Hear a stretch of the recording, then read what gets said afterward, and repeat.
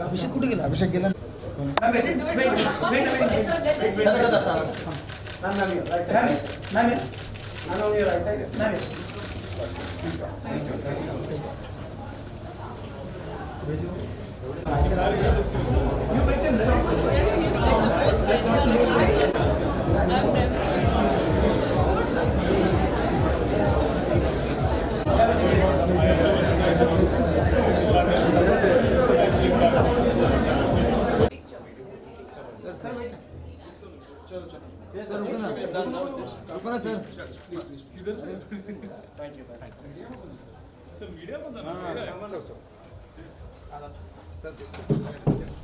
संभाल संभाल थामून देना आराम से मिलेगा.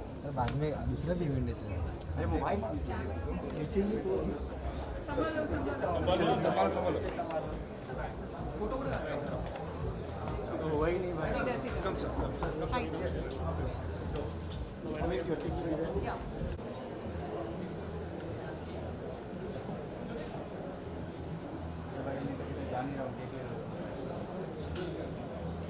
यहाँ पे देखो जाएगा ना.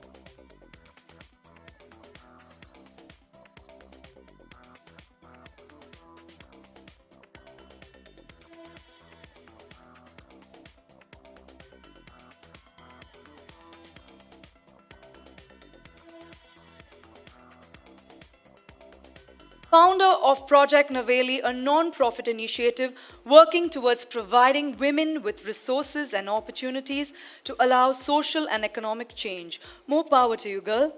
Can we have a huge round of applause for Navya?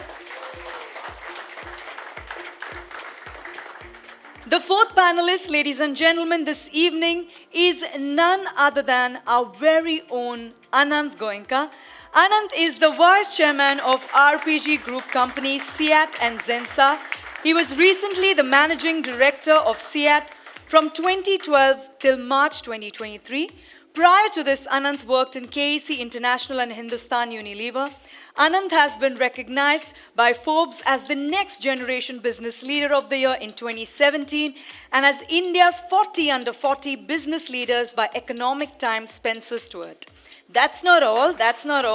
In 2017, Anand led SIAT to win the Deming Prize, one of the prestigious Global Quality Awards in the world. Under his leadership, SIAT became the first tire company in the world to achieve the Lighthouse designation by the World Economic Forum.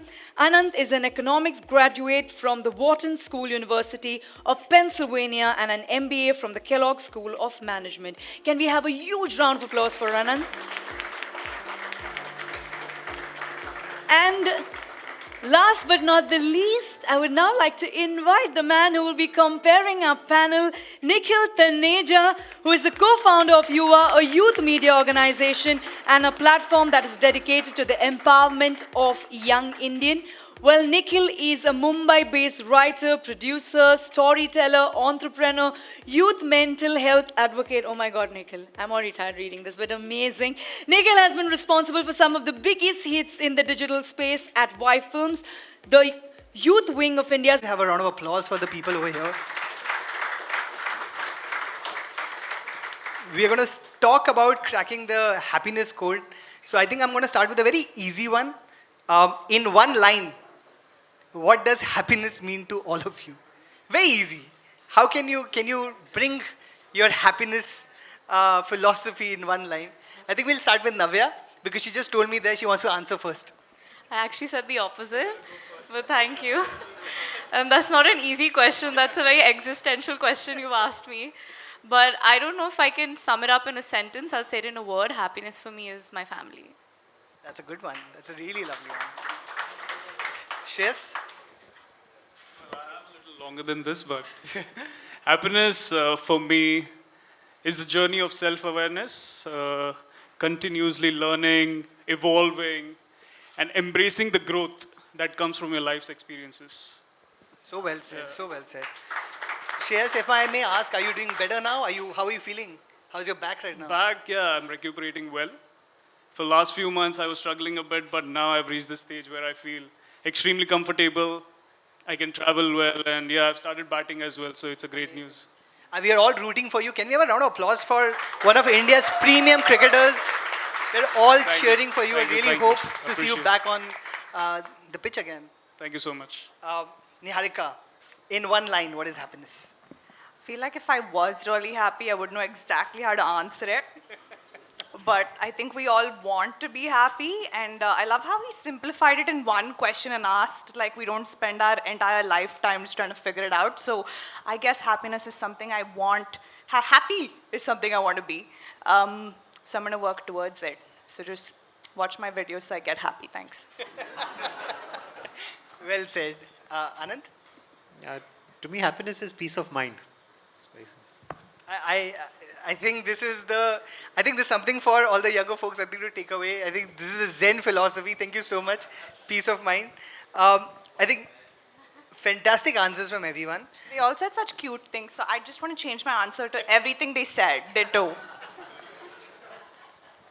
Anant, I think I'm going to start the panel with you because, of course, RPG's company tagline is Hello Happiness.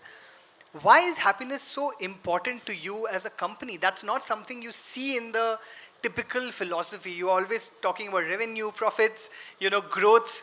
And suddenly there's this company and this group, which has obviously been a legacy brand. We've heard so much and all of us respect it. Why has been happiness such an important part of your group and your brand and your philosophy?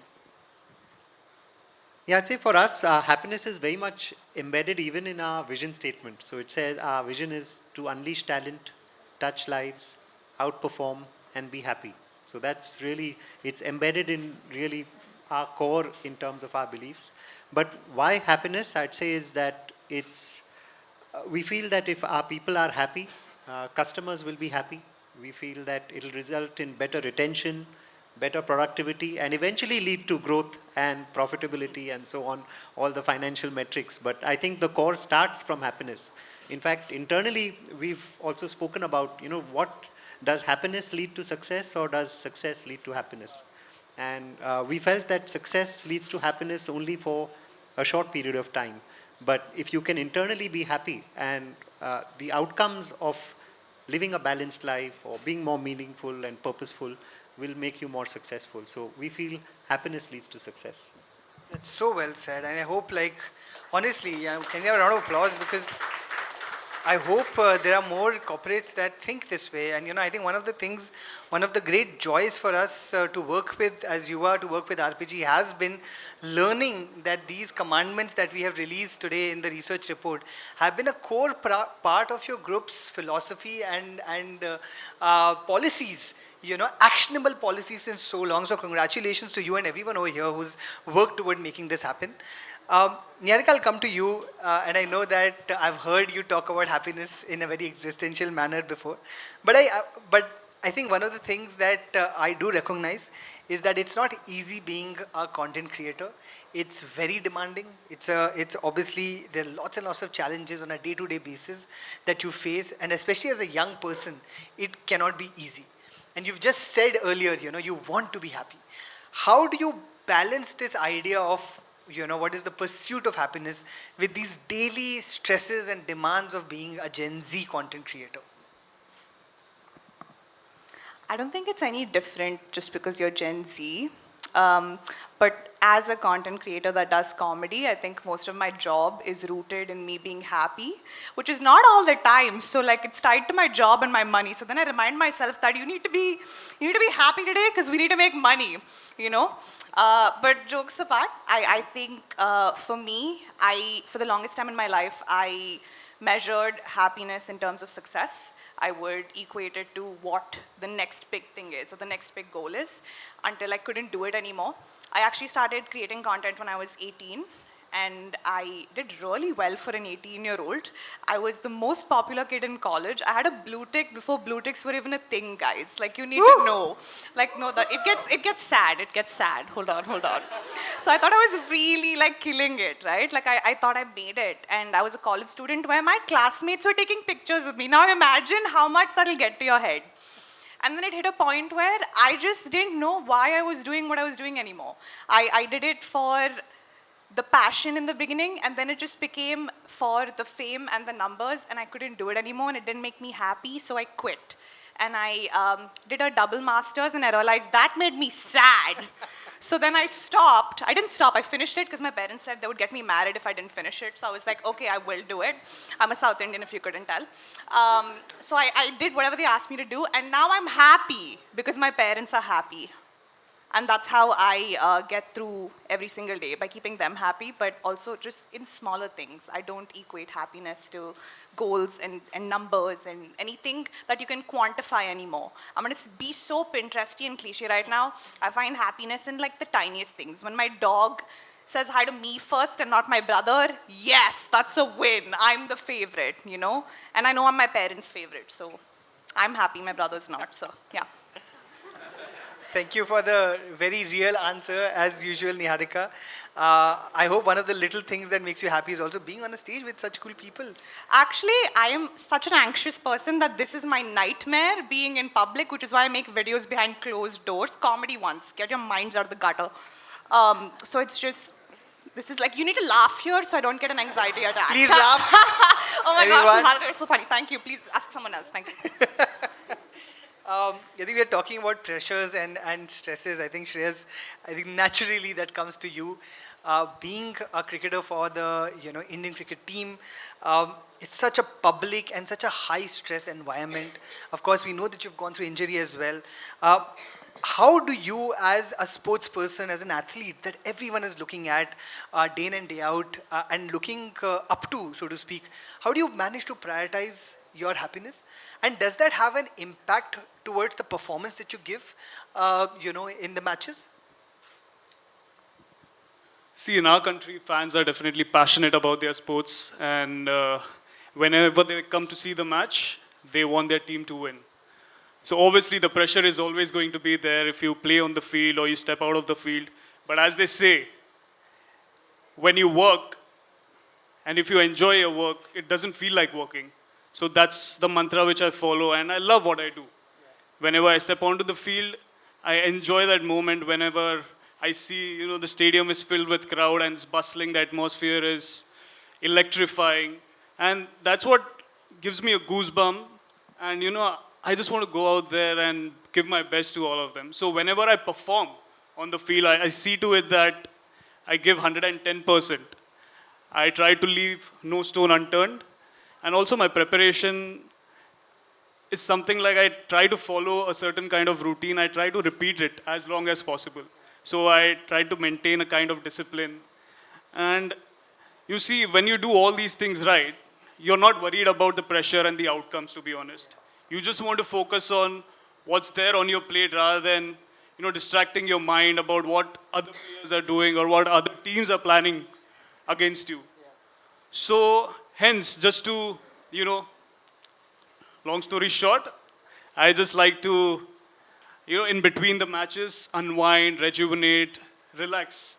Keep that calm and demeanor kind of, mentality, which helps me to focus more. And it kind of motivates me as well. So whenever I step back onto the field, I'm refreshed and I'm ready to roar. Can we have a round of applause for him? He's been clapping for everybody who speaks on stage. Yeah, he's been like, yeah, absolutely. There was a happiness in that answer, and suddenly you come to pressure. So, yeah. No, I'll, because you mentioned rejuvenation, so let me ask you, what is the way in between matches, as you said, you chill your downtime, which is your favorite activity that makes you happy? Spending time with family. I love everyone on this stage. I think everyone, give a round of applause. What a sweet bunch of people over here. Because we crave for that meeting. We are constantly on the, on the field and traveling around. And in between we get that space to come and spend some time with family and friends, obviously. So yeah, that's how I rejuvenate. That's really sweet, Shreyas. Thank you so much for that answer. Navya, of course, we've shared a bunch of stages having these conversations, so I know you're a pro at them. A lot of people may not even know that you started your first company at 21, which was only 4 years ago, of course. But you've worked across various sectors and on social impact aimed at women and at young people.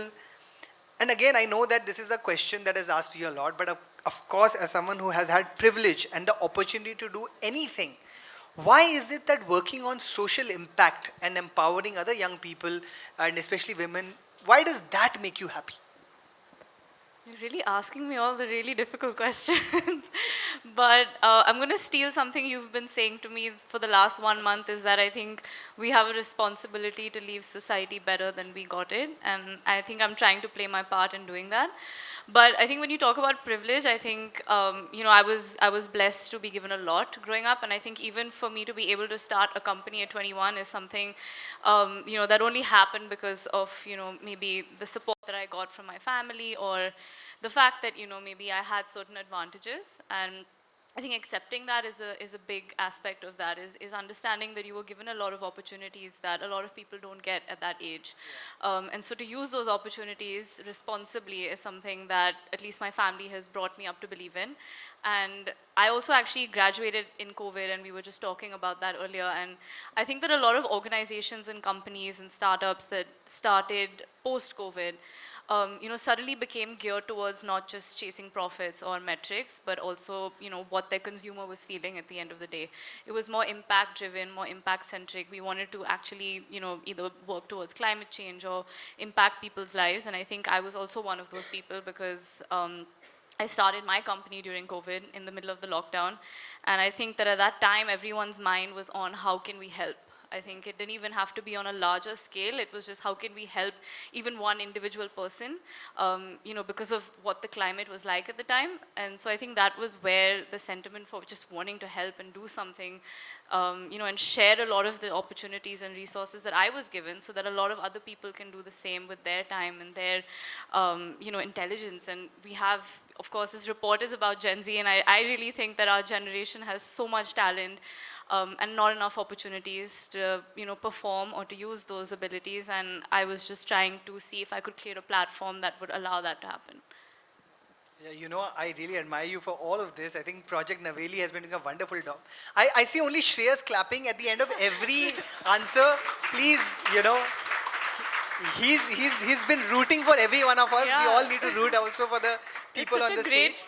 Thank you. It's such a great feeling. No matter what you say, he's going to clap. Yeah, Shreyas is like, I'm rooting for you all as well. Please. Just makes you feel that someone is listening. Yes, thank you. That's so. Come on. See, the UR team is clapping. They've got the brief. The rest of you also now need to catch up. I continue with you, Navya, because you mentioned the workplace. I think we were talking about happiness at the workplace. There is obviously this understanding that Gen Zs and young people in general are conditioned to hustle a lot. That word has been thrown around a lot, right? Most young people now today are speaking up about their mental health at the workplaces. They're speaking about how difficult it is sometimes for them to work in environments where they are forced to work longer. There's no work-life balance, etc. as a young entrepreneur who also leads a team of young people, do you have can you give us an understanding of how you ensure a positive workplace and positive work environment? Any tips that you may have for for the rest of them? But would love to hear your learnings, and as well as just if you would like to pass them on to others. I think firstly, I'm sitting in a room full of very distinguished people, so I don't know what tips I'm going to give them. But from the last 3 years of my experience of running a team, I think something I learned to do is be an empathetic leader. I think we need more empathy in the workplace. And I think leaders often believe that, you know, your team is working for you, but I think they work with you. It's not something that, you know, you're above. Or I don't think, like you say, hierarchy has anything to do with respect. I think every member of your team should be given respect, equal respect, no matter what designation they have. And something, at least I think in the beginning, at least being a woman in the workplace and then being a young person in the workplace, I felt I had to be very assertive.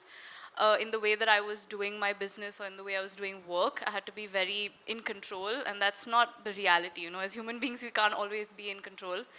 And I think I learned very quickly that the only way that I would create a happy or, you know, just a positive work culture was if I was empathetic and if I was able to express my good days, but also my bad days. If I was able to express things that, you know, I was not sure of, if I didn't know how to do. And I think that what created a really nice culture with the team, because they felt that they had the transparency to come and tell me things, you know, when they aren't feeling the best or when they aren't having the best days. And I think that's really what we've tried to do, is just be empathetic to each other, and, you know, despite designations or hierarchy. And I think that that's just worked really well for us. And we have a very positive work environment where you know that if you're not doing well on a particular day, someone else is going to be there for you. You know, like Shreyas has been clapping for everyone. You know that you have a team of people who will be there to lift you up if you're not feeling the best. And I think it's equally important for leaders to understand that you can't always be in control, you can't always be in power. And I think that your vulnerability and your humanity at the end of the day is what's going to make other people actually, you know, value that more. And it just creates a really nice cycle of happy people in the workplace. So well said, so well said. First time everyone's clapped before Shreyas, so I like that. I appreciate it.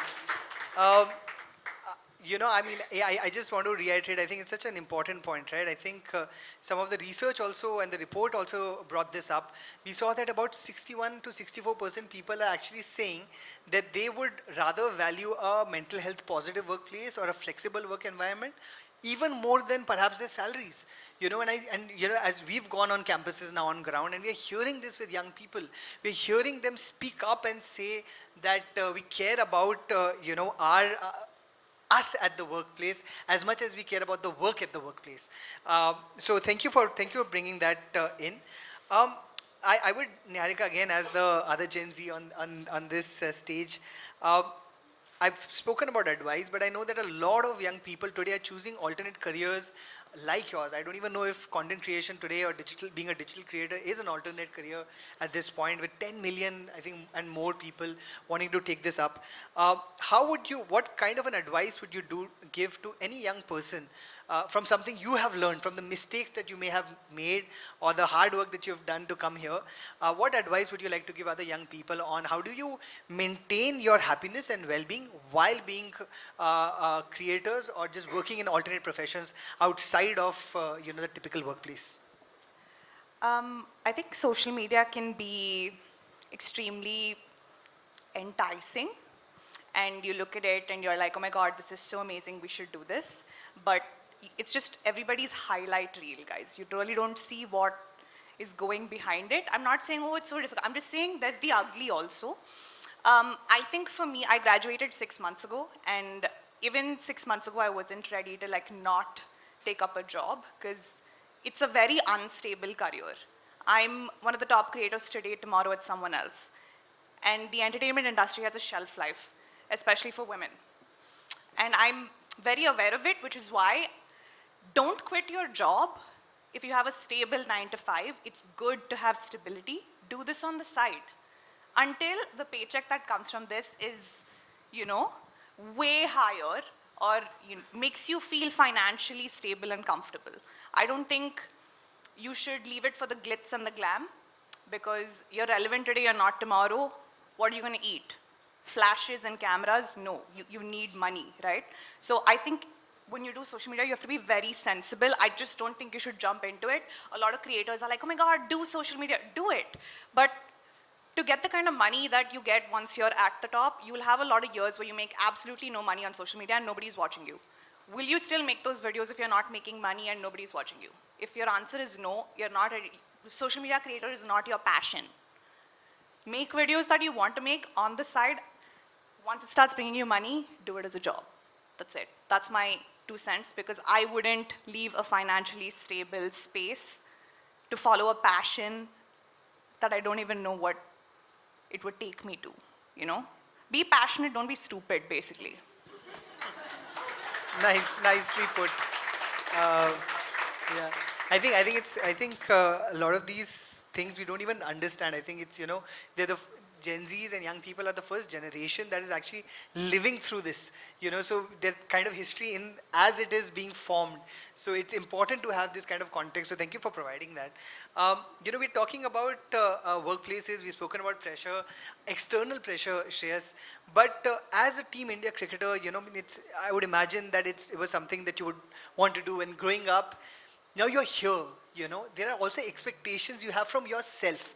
And we hear a lot of young people putting that very hard pressure on themselves to be performing all the time, to be kind of making sure that they're always succeeding, which is not possible, obviously, right? As a batsman, there are times you get out earlier, there are times you, so to speak, fail.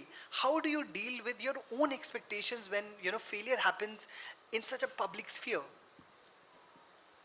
Yeah, that's a beautiful question, and I feel in every walks of life right now, coming from social media or you know, corporate life, me as a cricketer, sportsman, all of us, we strive for success and we want to achieve something and make sure that we get somewhere in our life. And obviously there is going to be pressure in every step that you take. But for me, pressure is an integral part of my business. I feel if pressure is not there, I won't enjoy. And when pressure is there, there is a lot of competition, and competition creates opportunities, and opportunities will take you somewhere if you click at the right time. But I see to it that I take this opportunity of pressure and I try to channel it to my motivation and focus. So that's how I cope up with pressure. And talking about expectations, obviously, I feel that whenever I walk on the street now, I'll like to give an example over here. Whenever I walk on the street, especially after my training, there are people standing outside the gate of the stadium and they want to take pictures. And I always stop and they ask me, keep asking me, kabhi aa rahe ho aap wapas khelne ke liye? Kitna time lagega aapko fit hone? Because for last few months, I have been just rehabbing and I don't know myself when I'll be back, but I've been grinding and going through this phase pretty strong because the pressure is always there and the expectation is there from people for you to come and perform and see to it that you're, you know, consistently playing for your country. And I have that thing at the back of my mind, but I know personally how to cope with it. It might differ for someone else. Whatever suits me, it doesn't suit anyone over here. You might get your own mantra and own thought process to deal with such aspects. For me, this is working, and that's what I love to follow personally. So, yeah, and also in between, as I mentioned previously, I love to practice mindfulness, where I do meditation, where I try to find some peace, which makes me happy, and spend time with my family, you know. So, to be honest, this family is the strongest support system that you will ever have, because they are going to be with you through thick and thin, no matter what. And the friends, I feel this is the best way to have a great set of friends, when you know that they are there with you when the chips are down, and when you're down in the dumps, they are a keeper. So, yeah, I feel this is what I follow whenever I'm under pressure, and there is a lot of expectations. Such a lovely answer. Round of applause. After hearing you speak so passionately about family and friends, I know I can't be your family, but I'd love to be your friend, Shreyas. I would still love to just ask, because you've been so honest and vulnerable, I'd still love to ask just one further question. Because I was talking about failures, and in your eyes, on a day where you feel you have not performed as well as you wanted to, and you have failed, is there, again, you've spoken of meditation, mindfulness, is there something you do on those days, where you feel like you have let yourself down? So whenever I realize that I haven't performed to my expectation, I just try to learn what I did wrong. I try to acknowledge. I feel it is important to have self-compassion, where you acknowledge yourself at times on your achievements. You enjoy tiny occasions wherever you go for practice with your teammates, spend that time, quality time basically, rather than spending a lot of time and distracting yourself. And I go out for holidays at times to completely unwind myself. As I mentioned to one of my friends over here right now, that when I'm not playing, it is hard for me to watch TV and see other players play. So I like to, play PlayStation on some other sport. I love football, love watching football, and I try to, see to it that I'm completely focused on something else, but not cricket. So this is how I try to cope with, my failure especially. I don't like to call it failure because you always learn. You keep learning from new things. So either you have strength or there are limitations. So there are no weaknesses. Love that. What a fantastic POV. And I love what you spoke about self-compassion, because I feel like we speak a lot about kindness and to others. We forget to talk about kindness to ourselves, and I think that's a very important part of what is empathetic leadership. Not just being kind as a leader to your team, but also making sure you are prioritizing your own happiness. And coming to that again, as I said, I think I've been very inspired, and I find it so admirable, Anand, that RPG Group has all these incredible policies, which prioritize the well-being of employees at the workplace. And I would just, as one of the leaders of this group, I would love for you to tell us what are these initiatives that, at least a couple of initiatives, if you could tell us, that you have put in place to ensure employee well-being. And if you could also tell us why you thought that was important. I think it'll be really great for the other leaders over here to hear not just the initiative but the thought behind it. Sure. So I think one is there are a lot of similarities between Gen Z and even Gen X, Gen Y, but I'd say that what are the differences? And the few things that come to my mind, I'd say, are that Gen Z is really a very purposeful group of people. They want to work in companies that do more than just make money. They want to work in companies that are impacting the world, making the world a better place, and they're doing something meaningful. So I think that is one thing that really differentiates them, and one of the things that we try and do in our companies, as I shared about our vision of unleashing talent and touching lives, that's part of our vision. Our vision in CET, which is the tire company, is about making mobility safer and smarter every day. So it's not only that we're looking for profits, but also how do we make our customers' lives better, and that's what I think is very important for Gen Z. The other thing is they're looking for a more holistic life in comparison to maybe the previous generations. For them, as you touched upon, mental well-being is very important, physical well-being is important, work is important, family, relationships, all of that is important. And I think that comes into culture and not only policies, but what do we believe in when we speak to our people, that in the end, we believe a lot in giving them freedom. So we're not going to monitor how many hours of work you're working every day, what days are you coming to work, but as long as you're delivering your work and you're doing what is expected out of you, that's good enough. Whether you do it at home and you come to work at 12 o'clock because your mother's not well, or you've taken a late flight in and you want to come in a little late, and that's fine. And just kind of having that trust itself makes all the difference. So these are just some cultures and policies and beliefs that we have. I also think that the Gen Z really looks at valuing diversity, inclusion, that element of individualism that makes each person special, that you're a creative person or you're an analytical person and so on and so forth. So how do we appreciate that and not have those bureaucracies that are there in the system, that I'm a senior manager, you're a junior manager, so you listen to me, but I will value you because you are special, because you have that creative ability that I may not have, and so on. So just kind of having that additional respect at a human level becomes important. So I think these are some things that we really value. And what we've done differently is a lot of these policies have been recommended by the Gen Zers. So a lot of them, we have a team, they recommend policies and then they kind of get approved by the larger team in a way. So for example, we found in the case of sustainability, the senior people were less passionate about sustainability than, say, the younger Gen Zers. So they kind of have formed the group who have taken on the mantle of making the company and group more sustainable because they're just so much more passionate about that. That's incredible. Can we have a round of applause for this, please? You know, and as I said, it's been so amazing that a lot of the things that you're already doing at the workplace is also the outcome of the report that we've done. So if if you get a hands on that report, there is something called the Commandments of Happiness, broken down as HAPPINESS from the Gen Z. We've heard the Gen Z across the country, and we have come up with these commandments. And I think if you implement them at those workplaces, like Anand already has, like the RPG group already does, you also try to do the same. I think it would really make for better and more positive workplaces for young people. And I think that's the note I want to end on. If there's I know you've given a long answer on that, Anand, in any case, but if there's one thing that you think makes for a happy workplace, if all of us can kind of answer that, what is that one thing that you think makes for a happy workplace? I would say freedom. So just kind of trusting people and giving them freedom to work how they like. Fantastic. Trusting in people. I think you should note these down. These are really important things. Please note them down.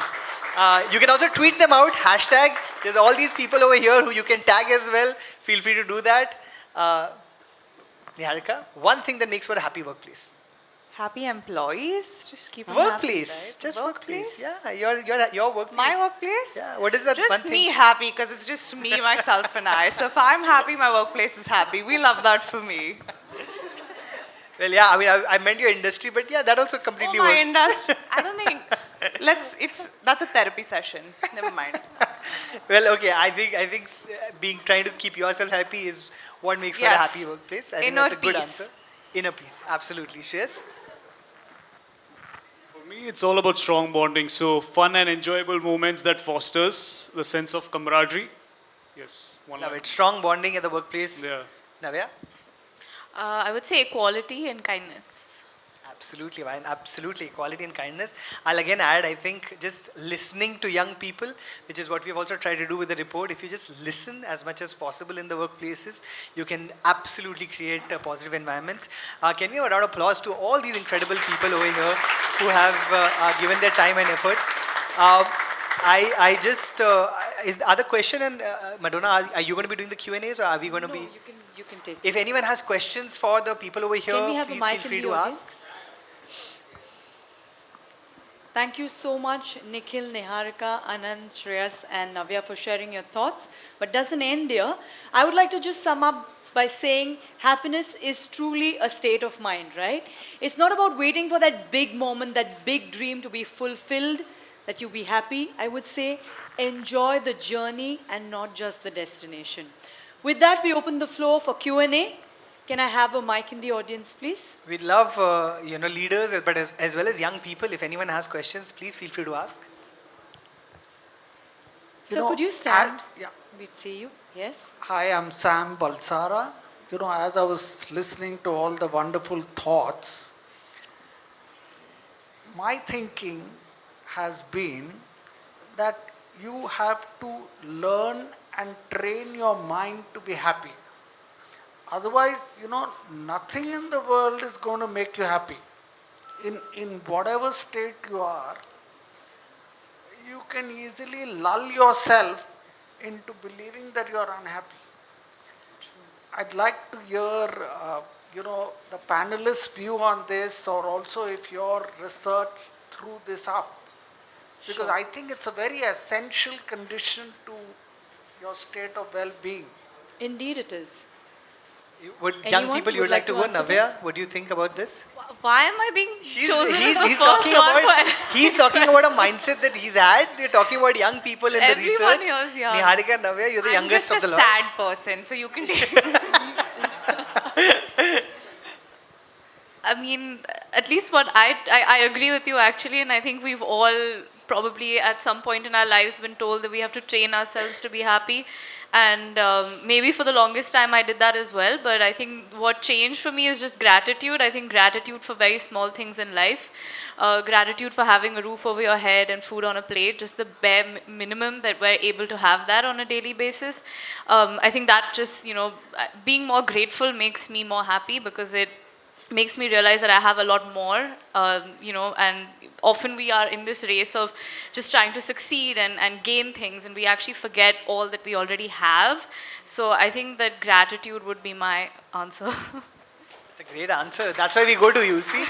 We go to the youngest people because the I'm taking smartest. Shreyas's idea and work well under pressure. Anyone else would like to add to that? Anand, Shreyas, Niharika, anyone? No, just to add, I absolutely agree. I think happiness is something that can be learned. I think it's through a set of possibly practices that one can do, which can lead to it, whether it's, physical health. If you work out 3 times a day, 3 times a week, you'll be a happier person. If you practice gratitude, you'll be a happier person. But I don't think you can always be happy. We are all human and we have to forgive ourselves if sometimes we are jealous or we are unhappy or we are sad. That's also part of life. So I think it can be learned through some practices. Mindfulness, so if you combine some of this in your day-to-day living, I feel you can be happy. Thank you so much, Anand. And from the report, I'd just like to add, I think a lot of young people recognize this, but they also recognize that there are a lot of external factors that that depend upon whether you can be happy or not, and which is why they want the surroundings also to recognize this and acknowledge that happiness is not possibly just an individual state of mind, it's also a collective. The community needs to come together to kind of make it happen, and that's what the research is trying to make happen, that can the workplace become a community where everyone's supporting each other and trying to make each other happy. But thank you for that lovely question. Do we have anyone else who has a question? Maybe a young person I'd love to hear from. Yeah, the young woman at the front, yeah. Yes, we have a mic right there. So, hi, I'm Pooja. And often in workplaces, we see that it's not just one generation which is working, it's an amalgamation of generation. You have Gen Z and you have Gen Y. And every generation has their own set of characteristics, which sometimes when you speak something or when any generation has an idea, you're lost in there's loss in translation. So how do you bridge that gap between generations where everybody is happy and nobody feels left out? How do you bridge that gap? Such a great question. Who'd like to take that? Such a fantastic question. Yeah, I would like to answer that because as a cricketer, when you get into the team, you have seniors around all the time. And whatever, like all the achievements, all the accolades they have had in their life. So the best way to gel along and build that camaraderie is just to go out for a coffee with them. And try to ask them questions, because if a senior is around you, when you ask them question and try to learn few things from them, they also feel special from within. And that way you can learn a lot of things which you haven't noticed while you're working. Even though you're a Gen Z, there is a lot of experience out there which you want to embrace, and that will only come through a lot of conversations which you'll be getting involved in with your seniors. So always respect your seniors and see to it that you have your good camaraderie with them and build that strong sense of belief around. Such a fantastic answer. If I may ask, because I'm curious, who was the first person in the Indian team, Shreyas, that you asked out for a coffee to learn from? To be honest, it was coach. Oh, wow. Coach, yeah. Because Rahul Dravid is our coach. Yeah. And he's always up for brainstorming. No matter whatever the occasion is, when you call him, you can have an open chat about whatever you want to. This is TMI, to be honest, but yeah. That's why I asked and you answered. But no, what a fantastic answer. Such a simple thing, but it can have such a great response. Just ask out your seniors for coffees, listen to them, and I think that can be so helpful. Anyone else, Anand, Niharika, anyone of you has anything to add to this? Oh my God, I forgot the question. Great answer. I was like, yeah, what he said, I love driving. Like my head went somewhere else. Sorry. I mean, it was at the workplace. How do you ensure that there is collaboration between older and younger folks? I just think mutual respect. I feel like most generations think we know better than the other. I just feel like we all have so much to learn. I think from my parents or like older generations, I really learned discipline and like having the drive and putting in the hours. But from Gen Z and like my generation, I learned that you can put in the hours but also get some sleep. You don't have to not sleep at all and put in the hours. And yeah, and I also learned that motivation is not the only fuel, discipline is. And that's something that I'm trying to apply, and that I get from my parents and like grandparents. But Gen Z is cute. Also, I would like to add to that. Sorry. Yeah, it goes vice versa. Even seniors, they have to acknowledge the juniors because there's so many things to learn from them as well. Agreed. Yeah. So Absolutely. because their attitude, their approach, their fearlessness, it's something that you can't match it at your level. When they come, you see that fire in their eyes, in their belly. That's something that you can learn from them. And also, as I mentioned, as she rightly mentioned, it's mutual respect. So it is important and pivotal, these aspects. Yeah, and to keep that fire burning, we can take a few tips from our previous generations. You know what I mean? Absolutely. We come in with a fire, but I feel like they can help us add more fuel to it. While taking little fuel from us, also add it to yourselves. I love the collaboration that's happening on the stage right now. It's like, okay, I get it. We're doing Jugalbandi. Shreyas, you go now. No, but I love, Anand was actually speaking about this earlier where he spoke about reverse mentoring. You want to talk about that? I thought it was such an interesting concept. Yeah, so I was talking about it in the interview outside, but largely exactly what Shreya said.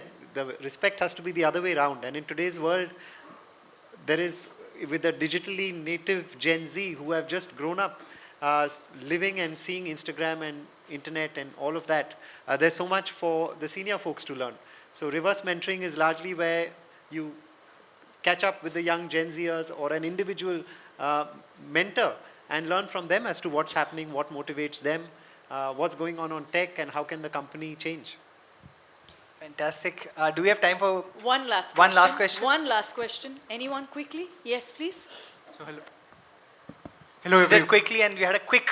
So just adding on the similar lines that you guys are discussing now.